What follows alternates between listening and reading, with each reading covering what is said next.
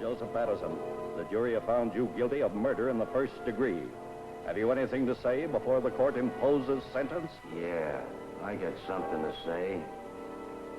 I just want to tell my friend Mr. Stoll that he's got something coming to him, and he's gonna get it. The court will remind the prisoner the district attorney has but fulfilled the obligations of his office. It is therefore the sentence of this court that the defendant shall be put to death during the week beginning June 2nd, 1938, in the manner and place prescribed by law. You are remanded to the custody of the sheriff. Edward Hennessy, Associated Press. This letter will admit you to the execution as required by law of Joseph Patterson, the state's prison, the night of June 4th. Check? Okay. Okay, Hennessy, move on in.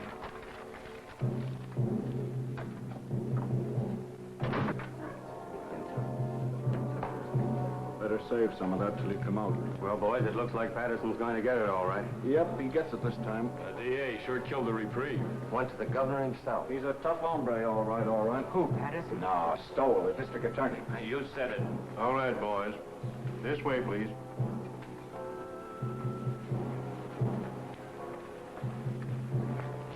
Is it true that they smoke when Don't they put... think about it, Sonny.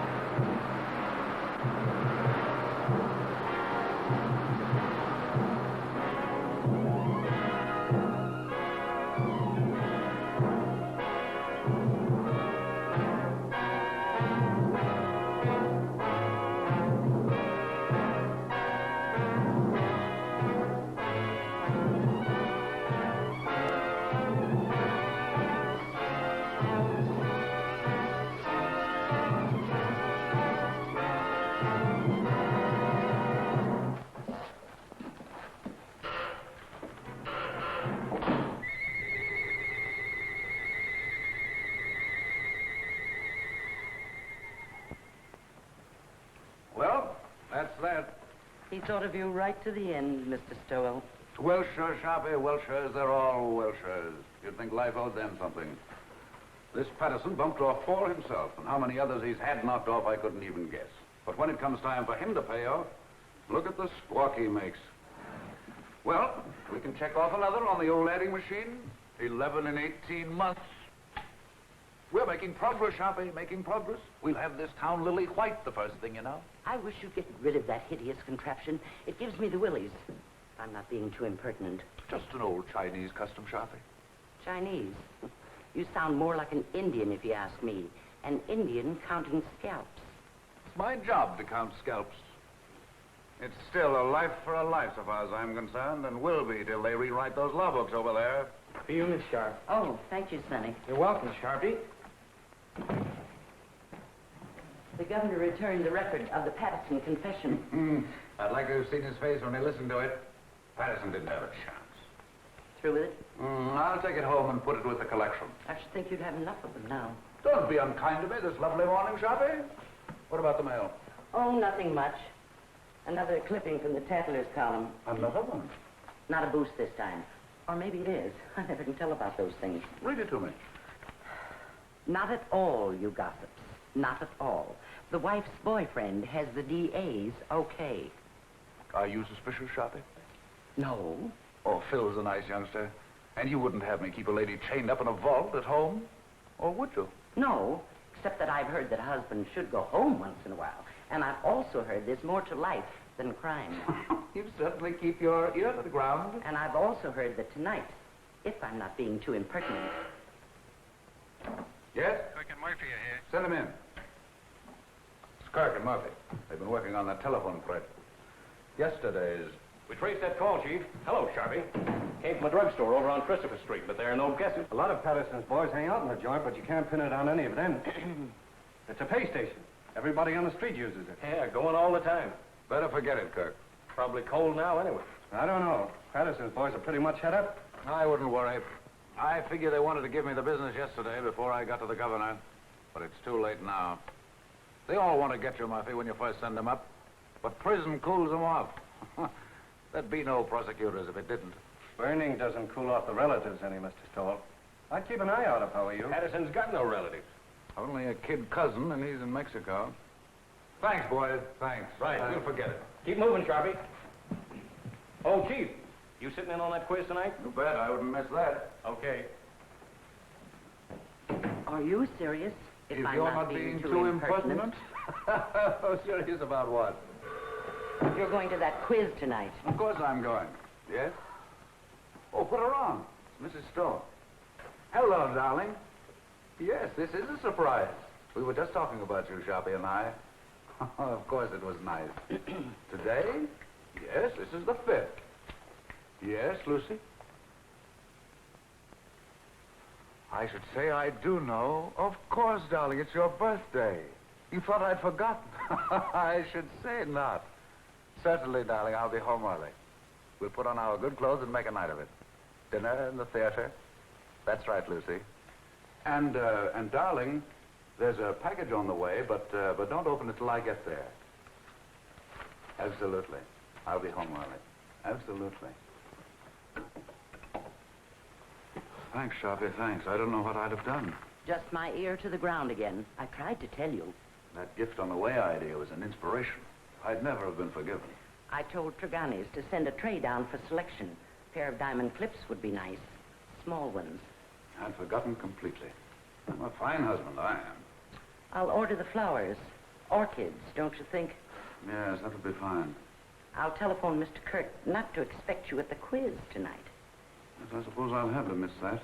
Unless you plan to be in 2 places at once. Too bad, though. I should be in on that. Are you going home or not?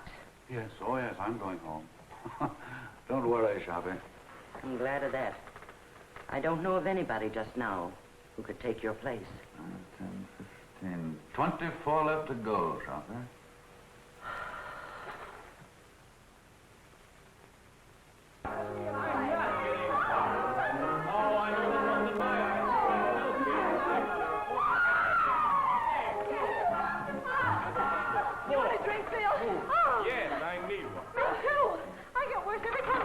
You couldn't. Don't let him kid you, Liz. Thank you, Creola. I didn't know, Miss Stowell, if you wanted the ice melted or not. Oh, no, Creola. I think it's better this way. Thank you, ma'am. I can't believe it. She's marvelous. She's my new maid, but you should taste her biscuits. They're wonderful. I'll taste a highball if it's all right for everybody. 2 fingers, please. Don't make it too weak. Hello, Mr. Stowell. Hello. Why, hello, Jim. Hello. Jim, you're early. Hello, Jim. How are you? Just in time for a drink. Happy birthday, darling. It is now. I didn't know, Lucy. Why'd you keep it a secret? All the old girls do, Elizabeth. Hiya, Phil.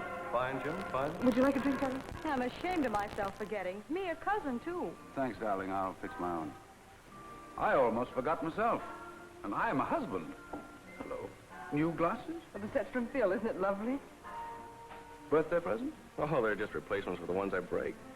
So you remembered. Well, that was nice of you, Phil. Seems I saw something in the papers recently about Lucy and Phil, didn't I? Just a bit of scandal. I can't get away with a thing. I saw that. I wish it hadn't gotten the newspapers, though. Not that I care particularly, but you know, a man in my position... You're joking, aren't you? It was a triple date, Jim, and I didn't show up. The young things took pity on me. You don't think I'm serious? You don't think I suspect Lucy, do you? I didn't know what to think. You know, when you're talking to a district attorney. Well, I hope I'm not bringing my job home with me, Elizabeth. Monster though I'm supposed to be. Caesar's wife must be above suspicion. To Caesar's wife. Wait a minute, now. Do you know what happened to Caesar's wife? Something dreadful. He killed her. Deader than a doornail. Oh. Well, let's just drink to Lucy. Absolutely. Thank you, darling. Hey, Mr. Stowell. Yes, Creola. Telephone. Who is it, Creola? Who is it? It's the gentleman who works in your office, Mr. Stowell. It's Mr. Kirk. Oh. Oh, please, Jim. Oh, of course, darling, of course. What's the matter with me? Tell Mr. Kirk I'm not in. And Creola, I'm into nobody from now on. Understand? Nobody.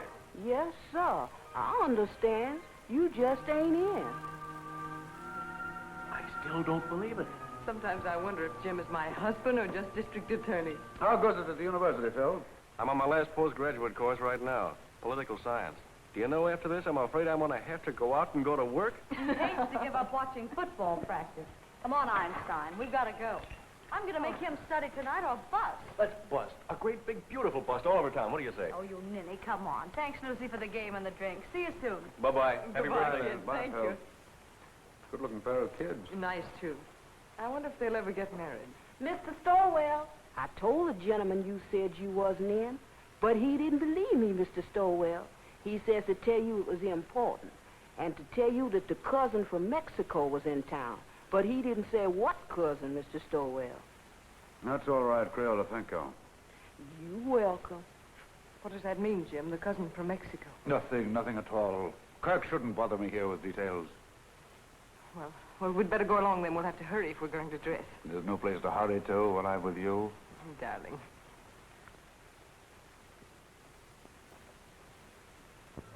These clips are so lovely, Jim. You know, I really hoped for them. Smart girl.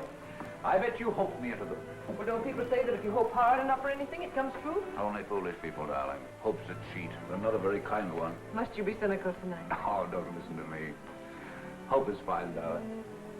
But having is so much better. Nice, husband. Oh, now you make me feel uncomfortable. I've got a confession to make. The clips weren't really my idea. No, Sharpie thought of it. In fact, Sharpie thought of your birthday. Oh, Jim. Oh, it's the awful truth. I forgot. Well, I wouldn't let it bother me. Sometimes I wonder how you manage to remember as many things as you do. And you're the only thing in the world really worth remembering. That's nicer than any present, Jim. Except I didn't remember. But someday I will. Someday I'll stack up all the things I've forgotten in one huge celebration for you. And will that be a day? This day, this nice small day is all right. Just having you home again like this is enough. I haven't been anywhere. I know, but it seems you're never home anymore. Never? Well, almost never. At first, I used to be able to console myself by saying, your husband's a great soldier. He must be off to his wars. But lately, it's been harder and harder making it work. I don't seem to be able to console myself that way anymore. I just want you with me, especially when it's getting dark. I suppose I'm just lonesome. Or maybe I'm afraid of ghosts. Just a minute, listen.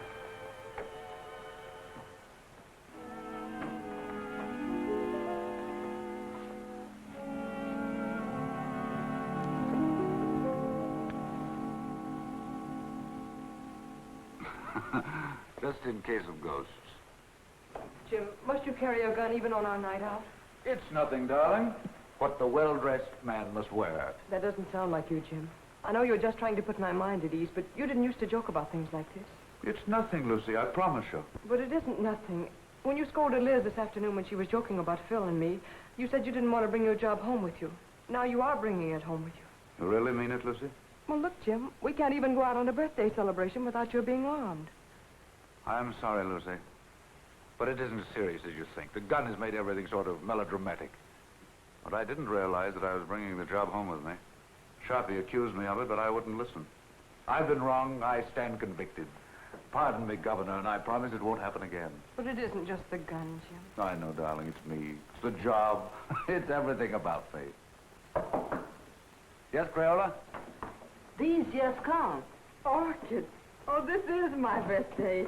Jim, you're a darling. You're a considerate, impeccable husband. And I'm ashamed of myself for saying the things I did a few minutes ago. Now I'm caught again. Caught? Sharpie thought of the flowers, too. Oh, dear. Well, anyway, this is my birthday. I'll try to think of something original before the evening's over now.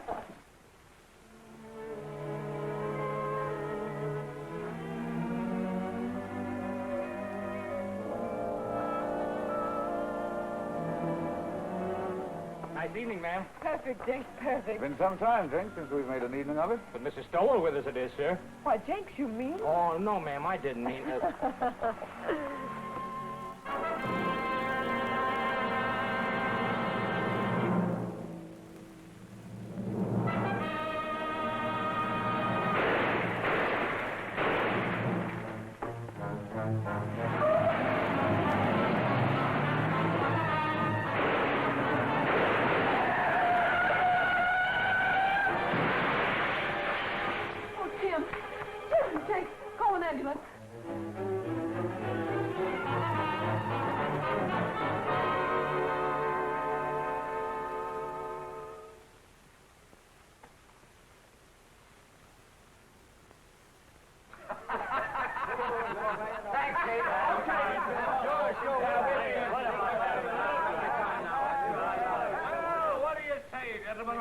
giving a dead man a break. And let it show on the front pages. You're marvelous, Jim. You couldn't have done it better if you'd planned it. It's a great break. And all for a nick in the elbow. That's luck, man, and you deserve it. I'd like to have quizzed that kid before he died. Cigarette? I never use them. No, Jim, it's better the way it happens. It's a closed book. We've had enough Patterson.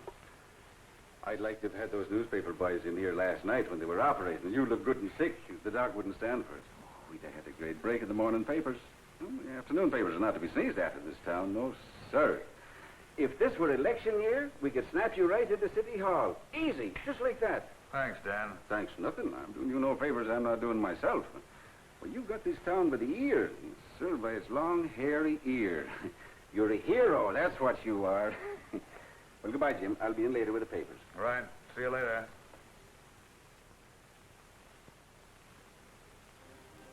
They've all gone, darling. Enjoy your walk. Oh, yes, Jim. While I was walking, I did a lot of thinking. An awful lot, Jim. Bad for your complexion, darling. I heard those reporters talking coming out of the elevator. I couldn't believe they were talking about you. I overheard one of them say the Inquisitor almost got it himself. Don't you think, Jim, that when things like this can happen, when people try to kill you in front of your own house, don't you think it's high time one of us started thinking? I've been thinking myself, Lizzie. Quite a lot, too. But I mean about us, Jim. We've got to do something. Hardly ever seen you as bad enough, but when... I know. I've become a regular headhunter, as Sharpie says. Does Sharpie say that? All the time. Says I've become a maniac. Says everybody's a suspect with me. Everybody's a potential criminal. Says all I live for is convictions and executions. I never had the nerve to tell you. You didn't have to tell me. I knew it. You what you were thinking, too. Did you really? Really and truly. Yes? Who is it? Oh. It's Mr. Kirk. Do you want to talk? Yes, Auntie. Yes, Kirk? Fine, fine. No, I'll tell you what to do. You handle the office yourself. That's right. No, it isn't that. I'm fine. Perfect. No, Mrs. Stoll and I are going away on a trip. 3 or 4 weeks. We haven't worked it out yet. Maybe Canada, maybe California, maybe Europe. I've never had a vacation, and there's no telling where we'll end up. Thanks, Kirk. Thanks. Goodbye. Do you really mean it? Absolutely. We both need a vacation, Lucy. We both need to renew our old acquaintanceship. Oh, Jim. Yeah? You know, that trip we've been saving up for our old age? Or the one we were going to take for a honeymoon and dinner? Or any of those trips we should have taken and never did. All right, darling? I can't believe it, Jim. I really can't. Will you start believing right now? Land of the Midnight Sun, Arabia, Blue Mediterranean, in old Quebec, Australia, the Riviera. Where would you like to go, Liz? Cairo looks pretty good to me. Why not 2 weeks of salmon fishing in Alaska? I think I'd like to go to Switzerland. Very aloof, Switzerland. It's so clean and quiet. Egypt's where I want to go. It's dark and mysterious. Oh, no. Egypt's got no sense of humor. I don't want anything dark. I want sunshine and snow and everything white and blue and glistening. Listen to me, will you? I'll be happy if we ever get anywhere. I still have to pinch myself to make sure I'm awake, and I'm very careful not to pinch too hard. I really can't believe it. I really can't believe it. A bracelet to match the lady's birthday clips. Your clips, Sharpie. How they've been gnawing at my conscience. I had to think of something myself, or I wouldn't have enjoyed a moment of the trip. So you're really going? I have to, Sharpie. I have to. I haven't been myself lately. I've been somebody else. You're not telling me anything. I've got so lately, I'm suspicious of everybody. Why, I'm suspicious of you, Sharpie. I'm even suspicious of myself. I third degree myself. I put myself on the stand. I find myself turning around quickly to see if I'm the man I think I am. What did you say to that, Sharpie? I'd say you weren't going away a moment too soon. Right, Sharpie. You're always right. So I'm going. The moment I go out of this office, I'm gone, you understand? And you don't know where to find me. Yes, Mr. Kirk. No, Mr. Kirk, he's not in the office. I see. A murder. But I'm not... I imagine it must be sensational. Of course. I know. Yes, Mr. Kirk, if you should come in, I'll have him call you immediately. Goodbye. And don't call me Sharpie. The sins you have on your soul, Sharpie. I'd run if I were you. I'm running.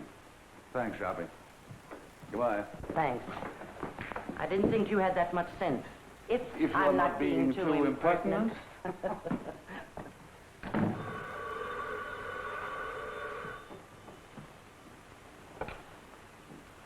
Sorry, Mr. Stoll's not in the office, and I don't know where to find him. Oh, it's the police headquarters. I'm sure it must be very important, but I have no idea where to find him. So sorry. So very sorry. Goodbye.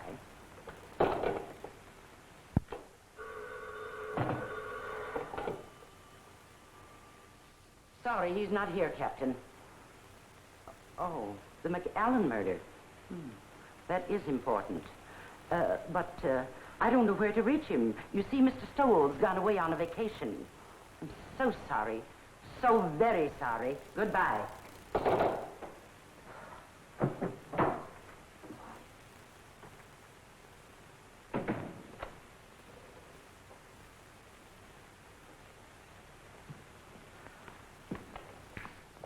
Hello, Sharpie. Where's the chief? I haven't the faintest idea. Well, I've got to get a hold of him. Dr. Shaw McAllen just shot his wife. Oh, indeed. Scoop Kirk. Well, it's the biggest thing that's broken around here in years. You know him, Sharpie. The Pittsburgh McAllens. Millionaires. He teaches up at the university. I'm sorry, Mr. Kirk, but Mr. Stowell is away on a vacation. Well, he can't have gone very far. He was here half hour ago. I know, but he was moving mighty fast. Yes, Lieutenant, what can I do for you? I wondered if you had located Mr. Stowell yet. He's gone. Sharpie says he's gone on a vacation. Oh, that's too bad. They're bringing McAllen over here. I figured Jim would want to question him. He won't open his mouth. Well, I'll question him. What did you pick up, Fred? Oh, the same old story. He was crazy about her and found her with another man. You know, I remember something about her. Didn't his family kick him out when he married her? Without a cent.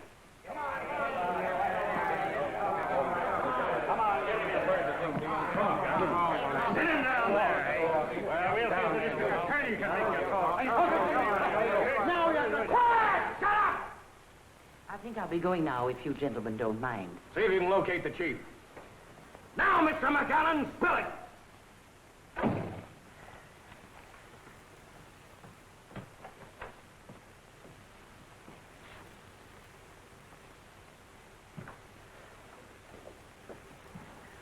Lock up when they're all through, Pinky. And put the cat out. Okay, Sharpie.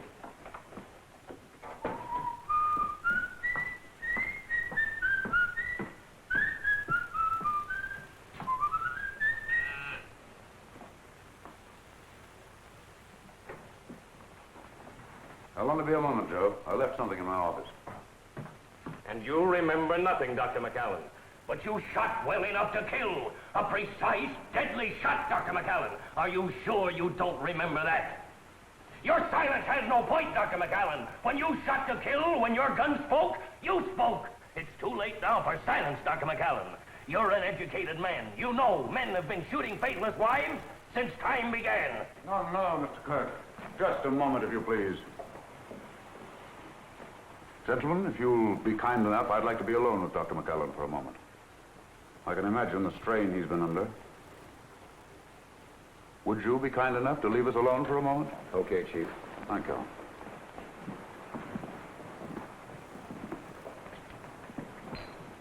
I'm sorry, Dr. McAllen. We've been so inconsiderate. Sometimes my men allow their ambitions to run away with them.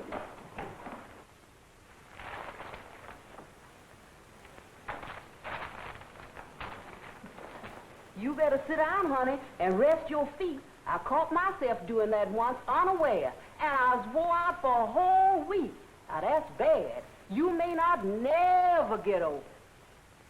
It'll do you good to get the whole thing off your chest.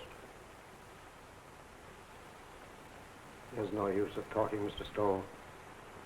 There's no use of anything now. Would you like a cigarette?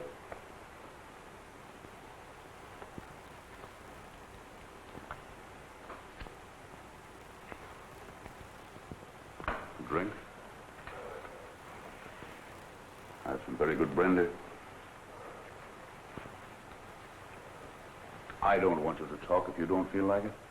I just want you to know we're not monsters here. We're just human beings like yourself. They can do what they want with me. It doesn't matter anymore. Nobody's going to do anything to you, Dr. McAllen. I'm not trying to hide anything. I shot my wife. I killed her. I Are you sure you wouldn't like a drink?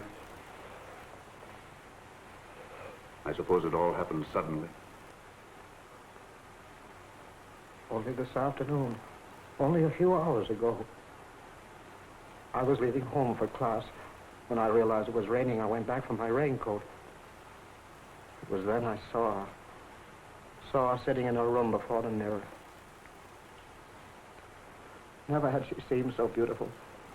Sitting there in the dark, with only the two small lights on her dressing table burning, powdering her neck and shoulders, smiling and humming, happy with herself. Never had she seemed so beautiful as at that moment, with the mirror light shining up on her face, and the rain beating on the window behind her. All husbands have moments like that. And at that moment, I realized how terribly I'd neglected her. Oh, I know it sounds horrible now, but it was for her sake I neglected her. For her sake, I worked, studied. I wanted her to have good things, and we were poor, very poor. I understand. You watched your wife before the mirror. And as I watched her, I said to myself I would never neglect her again. And then I tiptoed across the room to the dressing table. With her humming, she didn't hear me. I leaned down quickly and kissed her. Instantly, the moment I kissed her, she shivered. Her flesh became goosepimply as with cold.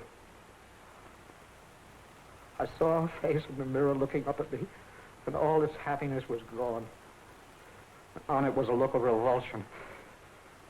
I was speechless, stunned. I see. The Japanese have an expression. A woman tells the truth to her mirror. And then she recovered and looked up at me and laughed and said, "You should know better than to ruin a lady's makeup." She began to powder the spot on her neck where I'd kissed her. And she got to her feet and kissed me on the cheek. "I've got to run along," she said. "I'm playing bridge at Sonia's. I'll see you for dinner." She ran out. I stood, still speechless, and watched her go. I see.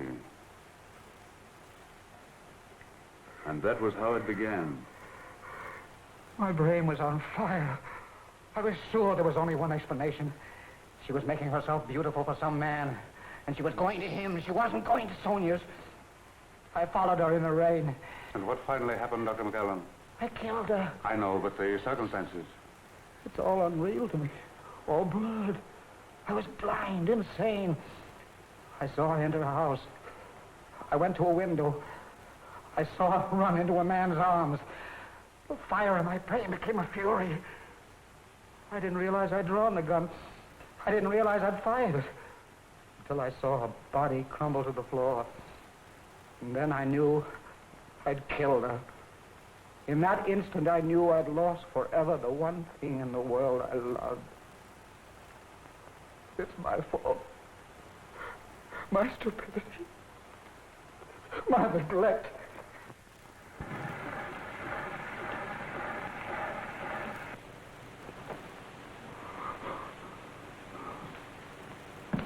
Kirk, better get him out of here. Well, looks as if you'll have to give him a lift. Come on, let's get going. Better have the doctor give him a shot or something. A sleep will do him good. Did you get it recorded? Yes, sir. Every word of it. It's right there. We've got a written transcription, too. It'll send him to the chair. Did you ever hear such a fairy tale in your life? The kiss before the mirror. I don't know, Chief. You know, that's the way things like that sometimes start. Oh, you should be smarter, Kirk. His emotional upset fooled you. Well, that was genuine enough. But the kiss before the mirror story, that's something else again. Wait till a jury hears it, with the proper commentary by the prosecution, I mean. You want to transfer the cylinder? No. I like it flat. I can play the whole thing through then. I think I'll take it home and lock it up. Keep this quiet. The McAllen family will probably leap to the rescue with their millions now the wife is out of the way.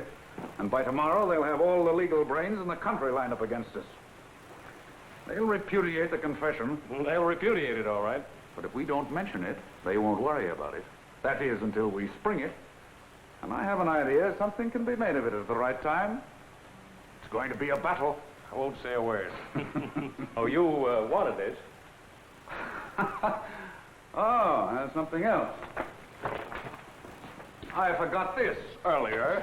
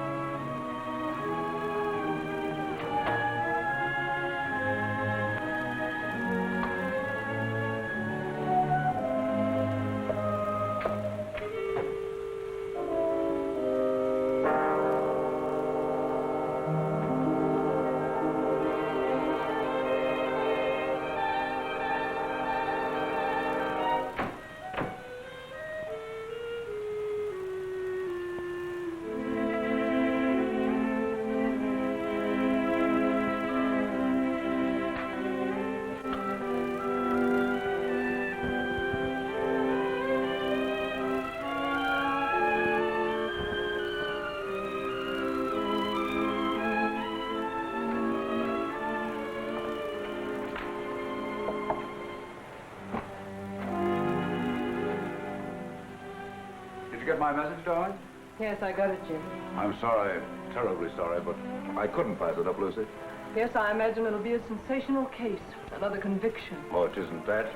I'd be shirking my job if I went away now, believe me. That's funny. It's a kiss before the mirror. What's funny? Nothing. Nothing for your pretty ears. I was just reminded of a little story I heard today.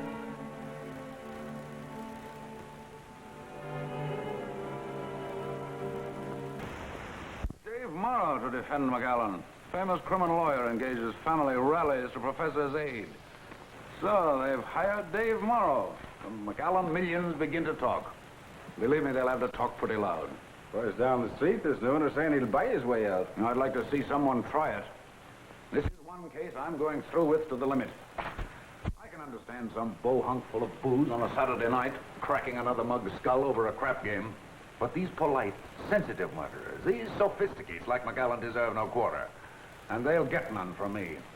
Imagine a responsible, intelligent, educated man killing another man. Oh, I've known a lot of men I'd like killed. Oh, I'm serious, Dan.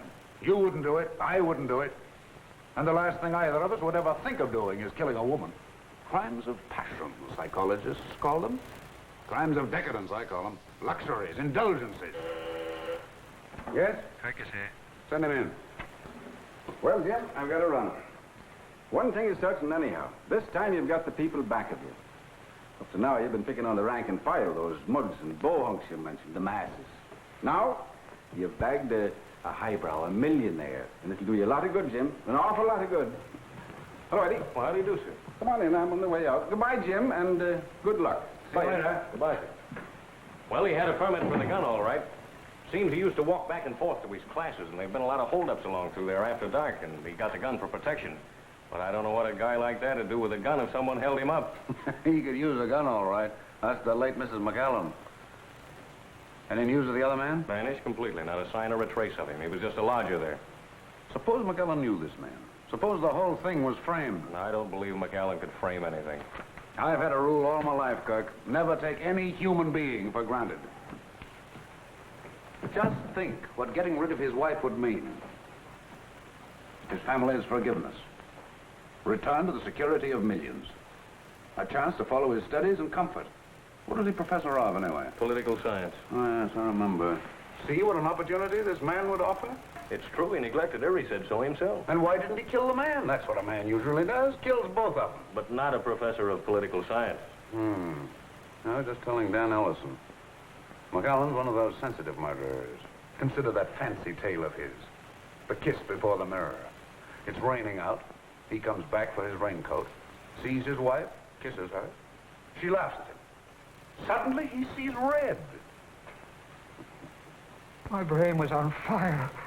I was sure there was only one explanation. She was making herself beautiful for some man.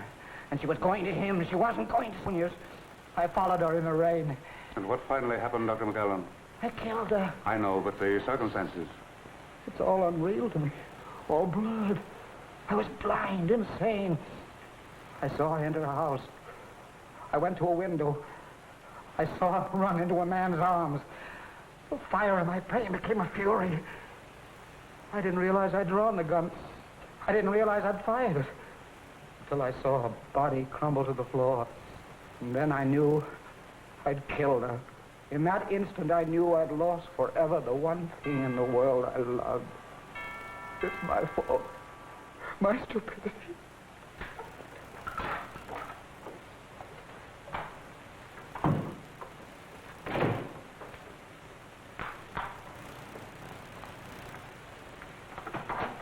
Oh, hello, Phil. Hello, Lucy. Say, what's the matter with you? You look as if you'd seen a ghost. A ghost? Well, maybe not a ghost, but a boogeyman anyway. Oh, no, I've just been sort of moping around. No fooling now. What's the matter? Nothing, just these early summer evenings, I suppose. I'm afraid I'm a little weepy every now and then, Phil. I'm also afraid I enjoy it. In the first place, you shouldn't sit in the dark. And don't give me that sad business about these early summer evenings. Your trip's been called off. That's it, isn't it? That's it. Sit down, Phil. I know. It's a tough break all the way around. You know, Lucy, Dr. McAllen was my prof in political science at the university. He was a great little man. I imagine he was. He was like a child, so lovable and simple. Everybody at the university knew about his wife except him. I wonder how he came to find it out. Let's go out on the terrace. It's so close in here.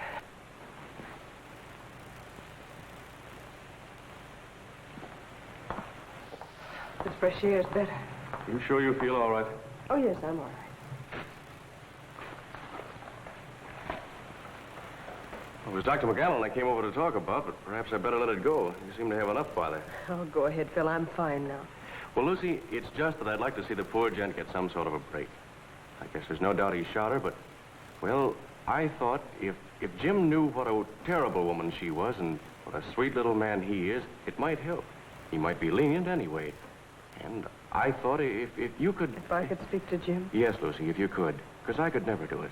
It'd be a waste of time, Phil. Well, I thought knowing Dr. McAllen... I know, but there's nothing you can do nor we can do. When Jim gets on a case like this, he's different. He's a stranger. His job becomes a mania with him. I don't know him. I don't understand him. I'm even afraid of him. I'm really sorry I mentioned this. Oh, I guess it isn't as bad as it sounds, Phil. Jim's always thoughtful and gracious with me. It's just that other side of it. I understand perfectly. That's a tough racket he is in. I'm sorry I bothered you. I wish I could be of help. Well, I wish I could be of some help to you, Lucy. And when Jim is off on one of those cases, you know, I mean, whenever you need some laughs, why, give me a ring, will you? Oh, thanks, Phil. If ever I feel like I need some laughs, I'll do that. How's Liz? Oh, fine, fine. But she's ambitious as the devil. She wants me to get a job right now. How disgusting. It's terrible. She wants me to give up my boyhood. Well, I've got to go. Good night, Phil. Good night, Lucy.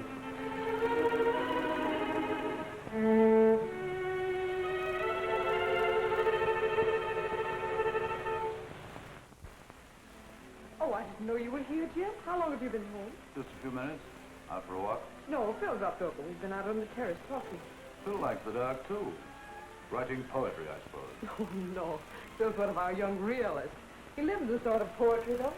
Limericks, I imagine. No, popular songs. Gay ones, bright ones. How's Elizabeth? Oh, she's fine. Phil says she's ambitious as the devil. She wants him to give up his boyhood. He couldn't mean his childhood, could he? What's the matter with you, Jim? No. Why?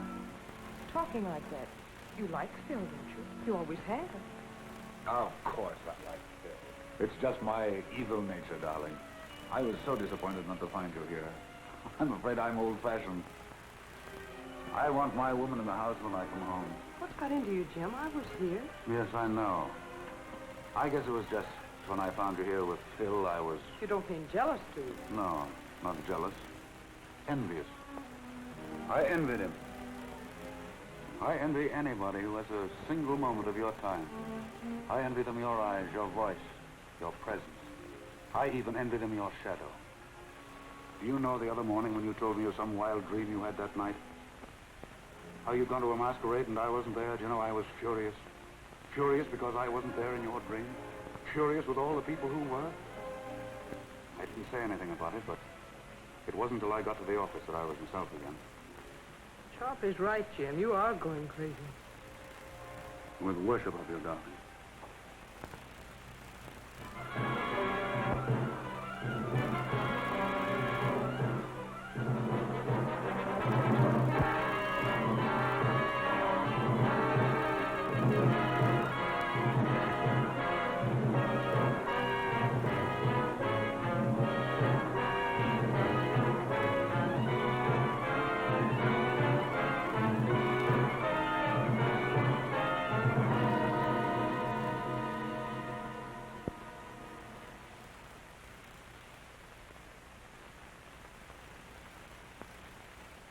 thought they had some idea like that. More coffee? Like what?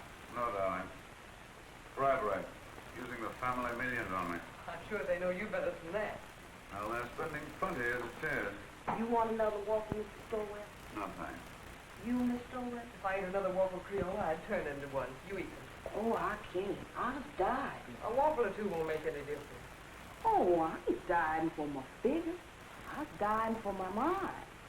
The doctor said if I didn't eat no more starch, it would take the fat off my head and I'd improve my mind. That's the telephone. Yes, I'll take it. Well, she certainly can cook. That's more than most of them can do. Hello. Yes, sir. Oh, I'm fine. Oh, that ain't no trouble at all. She's right here. It's Mr. Phil for you, ma'am. He called for you last night, but you wasn't in. Yes, Phil? Oh, what you idiot. You didn't bother me at all. Yes? Oh, yes. Well, drop over later. I'll see you then. Bye-bye. Oh, excuse me, ma'am. Liz and Phil had another quarrel. I've seen it coming for quite some time. Lucy, I wonder if you'd do something for me. Oh, it's nothing, but it might be exaggerated into something. Phil is chairman of the university committee to help McAllen, isn't he? Yes, that's one of the things he and Liz quarreled about. She said it took up too much of his time. Well, you can see, with rumors about like this, bribery and so on, it might be just as well to keep away from Phil until after the trial. You understand, don't you? Seems a little silly somehow. Appearances can be awfully important. If I sound like one of those husbands, you'll have to forgive me. Goodbye, darling. Goodbye, Jim.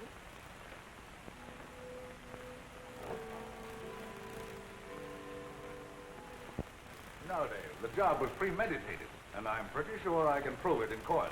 Aren't you going just a little bit out of your way, Jim? I'm not just talking as his attorney when I say that he was not in his right mind. I know, you're just talking as an old friend. Now, I've defended many a criminal, and if McAllen's one, I'm giving up the profession. Believe me, if ever a man was insane, he was. So, it's insanity again, Dave.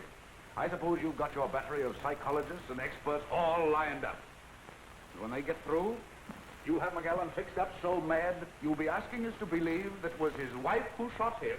Cigarette? No. But I tell you, the man was really crazy. It's the only possible explanation. If you keep on, none of us will be responsible for anything. We'll do what we like. We'll steal, kill, anything. And if the police catch up with us, we'll just go out and hire someone as smart as you to prove us crazy. That is, if we have the money. Now, look here, Jim. I'll give up my fee in this case if you'll play ball. Change the indictment to manslaughter with a recommendation for clemency, and we'll close the case. No, Dave, can't do it. Not and run this job as I see it. A man who murders, regardless of the circumstances, is already a criminal at heart. Oh, forget the job this time. McAllen's a human being, and the most helpless human being I've ever come across. You ought to go over there and take a look at him. I get it now, Dave. You're just giving me the human interest No, business. no, Jim. This is no trick. I tell you, McAllen is just a man like the rest of us. A man who is madly in love with his wife and blind with jealousy. Why, what's happened to him might have happened to any of us. Might have happened to me or to you. Stop your kidding, Dave. See you in court. He looks as if you'd pinned his ears back. Don't let looks fool you, Kirk. Mara's a tough and wily gentleman. We've got a fight on our hands. Copy? Will you send 24 long stemmed roses to Mrs. Stowe right away? White ones. Any cards? Any special sentiments? No, just for me. They're Constance flowers. Are you sure 24 will be enough? 24 will be plenty. Yes, Kirk? Mara's going to be tough. But I'll send his psychologists and experts screaming back to Vienna when I get through with them. Wait till I spring that confession. A kiss before the mirror.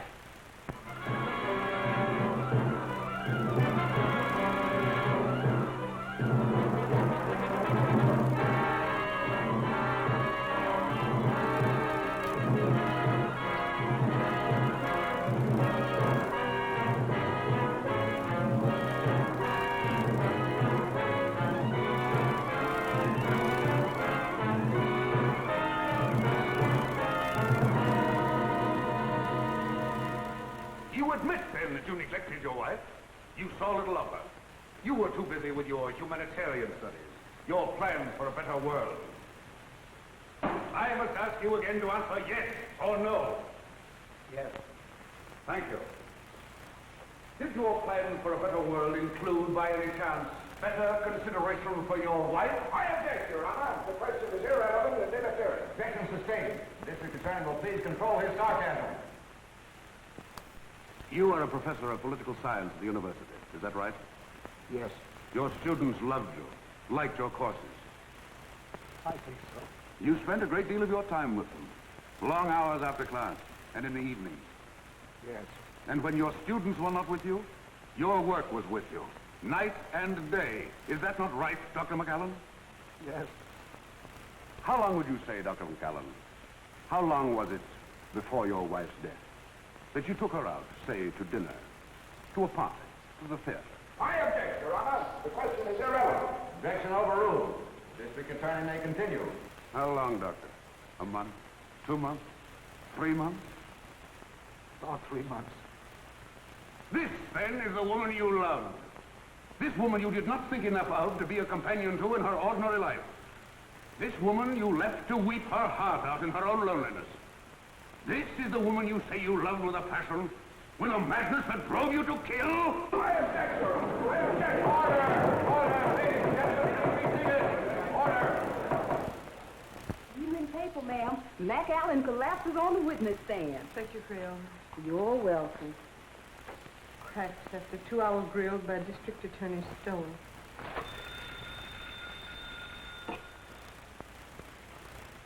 Hello. It's the telephone, ma'am. Who is it, Gail? It's for you, ma'am.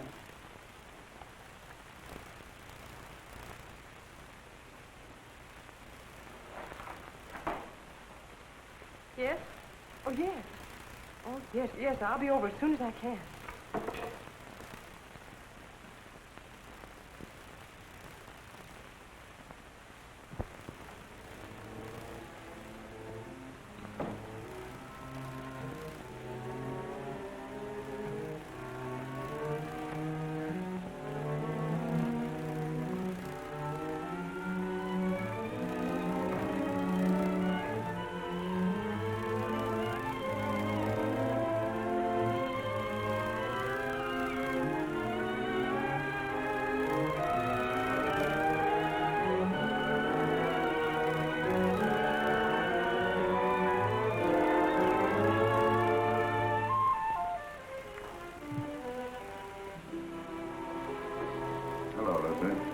I didn't expect you home so early.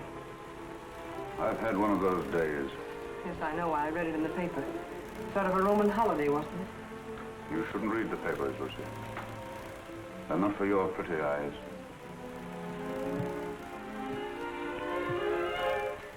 Jim. What's the matter, Lucy? Nothing, Jim. I have to go to Elizabeth's for a few minutes. I wish you didn't have to go out tonight, Lucy. I'm sorry, Jim, but I have to. I'll be back before dinner.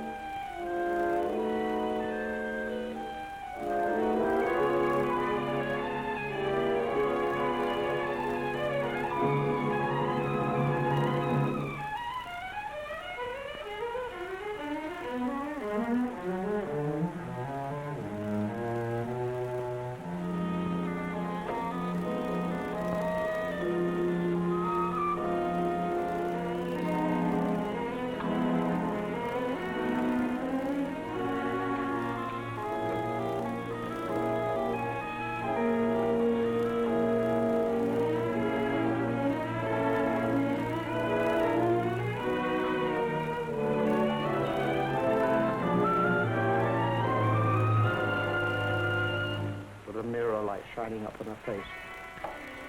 I leaned down quickly and kissed her. Instantly, the moment I kissed her, she shivered. Her flesh became goose-pimply as with cold. I saw her face in the mirror looking up at me, and all its happiness was gone. On it was a look of revulsion.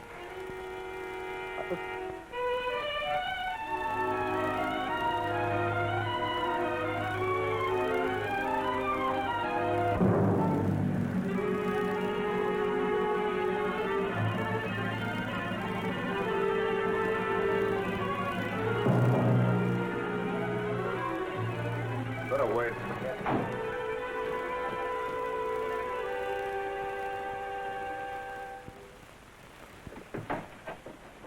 Why, Jim. Hello, Elizabeth. Is Lucy here? No, Jim. Why? Something the matter? No, I just wanted to speak to her. I'm sorry to have bothered you, Liz. It's nothing. Well, come on in, Jim. I expect her. I'm waiting for her now. No, thank you, Elizabeth.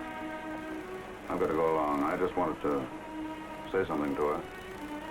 See you later.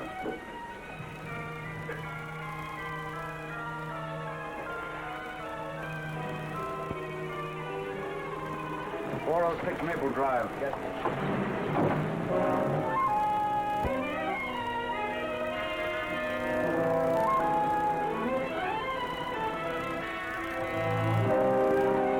You want me to wait here for you, mister? No. You better not wait.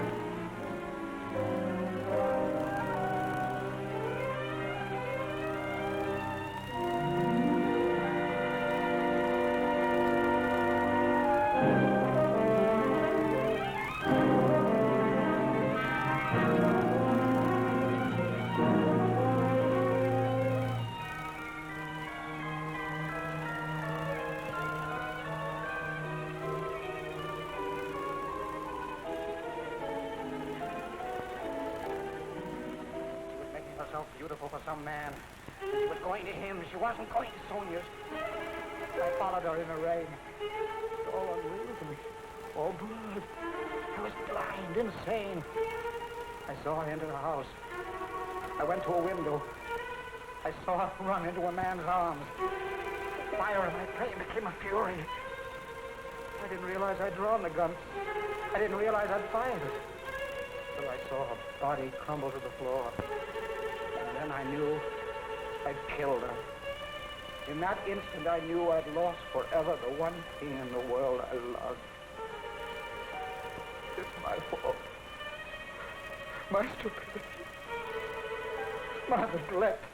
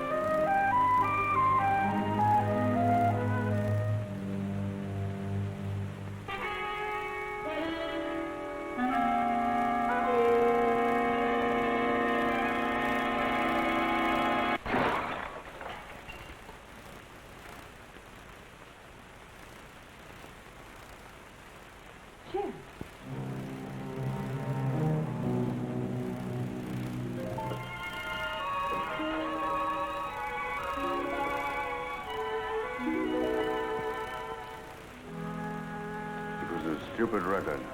I should have bought some new ones. Liz said you were looking for me. What is it, Jim? Nothing. Nothing much. I guess the case is about getting on my nerves. I simply wanted to tell you that I wouldn't be at home tonight. I'm staying in town. Oh, I see. It's much better if I'm near the office. Yes, I suppose it is. The office is terribly important. I can get someone to stay with me here. Yes, I'm sure you can. See you tomorrow.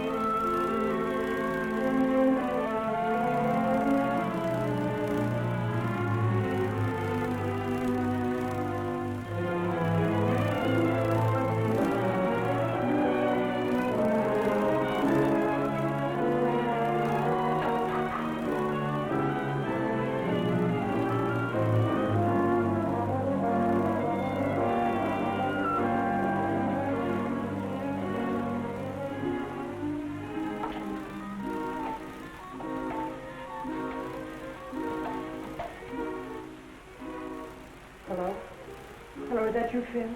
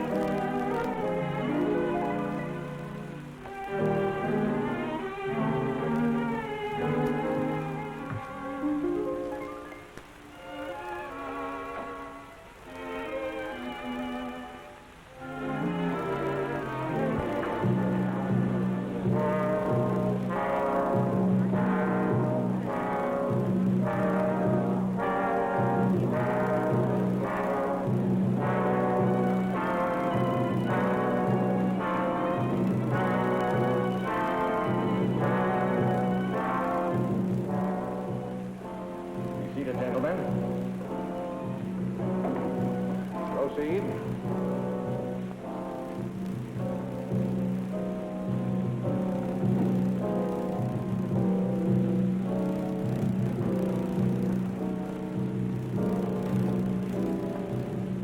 Chief.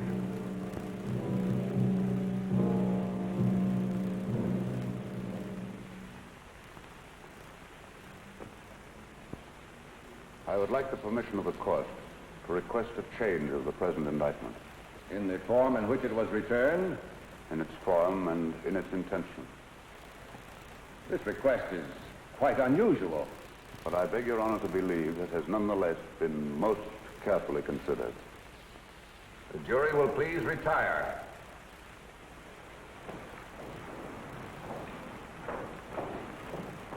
What's the matter with Stoll today? Can't figure it out, unless he's got a new act. He looks as if he's ill. I do hope nothing's happened to him. This is the only day I can come. Here's where he pulls something out of his sleeve. The state has come to the belief that the indictment of murder brought against the defendant in this case was not fairly and justly conceived. The attorney for the state has come to the belief that he acted without premeditation. If it please the court, the state recommends that this indictment of murder be amended to a charge of manslaughter.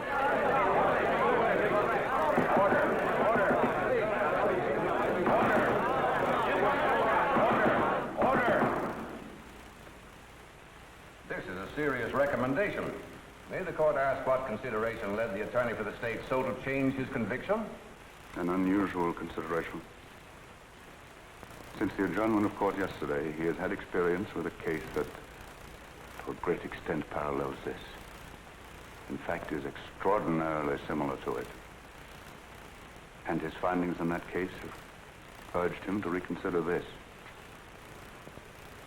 He realizes, especially in view of rumors that have been afoot, the grave charges he leaves himself open to in making this recommendation, but he implores the court to believe that there are unimaginable moments when a man, a poor, weak man, jealous, blind, frantic, may kill the one he loves more than anyone, more than anything on earth, may kill her by some strange, tragic perversity, and in killing her condemn himself to a life of sorrow and regret. And that, not death, is his punishment. And believe him, Your Honor, it can be a terrible one.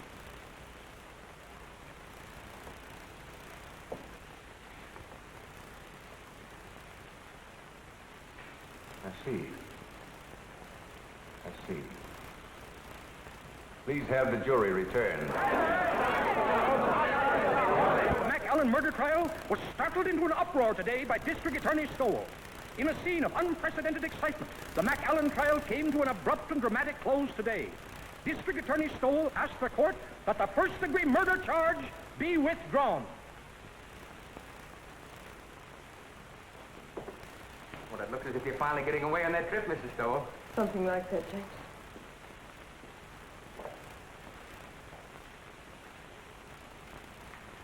Miss Stoll! Miss Stowell? That's it, Creola. Mr. Stowell just let that McAllen man go. You let him go? Yes, something like that. You just come on in and listen, Miss Stowell. For the alleged rights players, surprise the spectators and the court by asking that the first-degree murder charge be dismissed. The jury, following Judge Forbes' instructions, immediately returned a verdict of manslaughter with a recommendation for clemency. The penalty calls for from 10 to 20 years. District Attorney Stoll has blankly refused all further discussion of the case. We will now continue with our regular program. I thought sure they was going to electrify him. Thank you, Creola. I learned a lot just sitting here on my day off, improving my mind.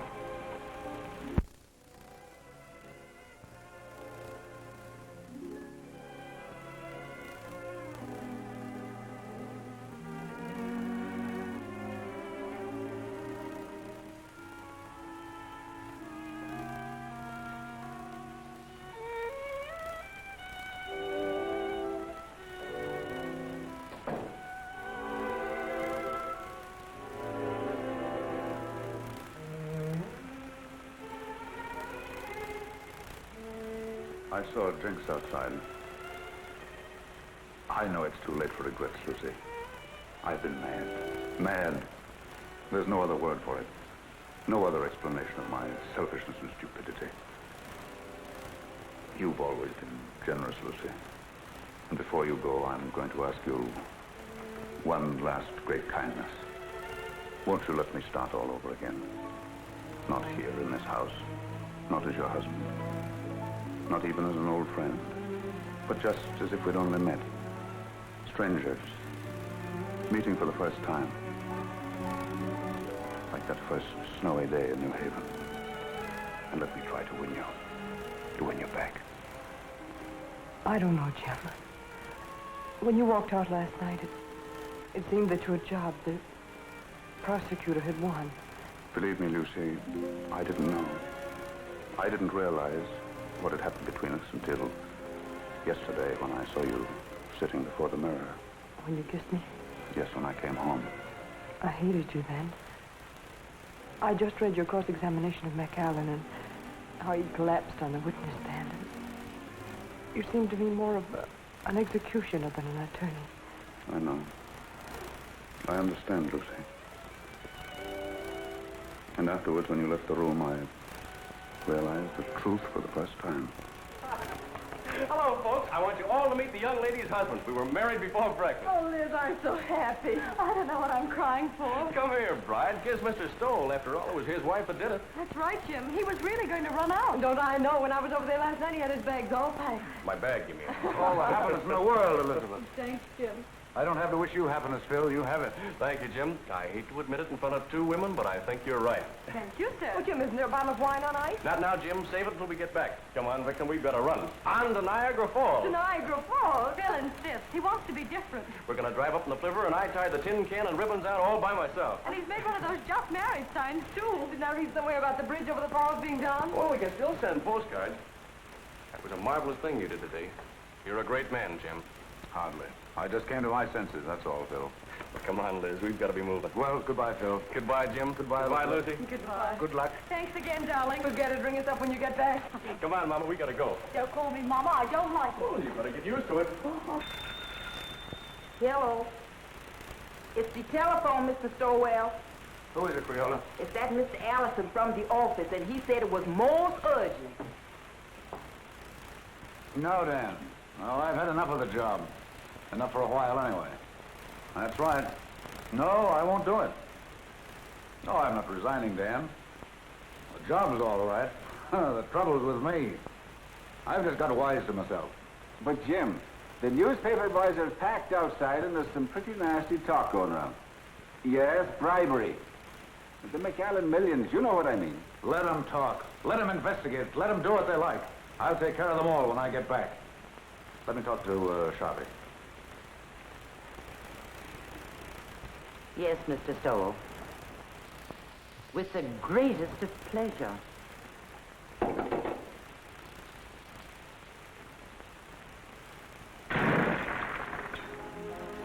That's my little good deed for the day. Never mind that, Jane. And please bring the other bags back. I won't be going for a few days. Yes, ma'am. At first, I couldn't believe my ears. Someday, darling, I'll tell you a story and you won't believe your ears. About us? About me. About my great reformation. It happened last night. Tell me. I'll tell you on the boat for Europe, darling.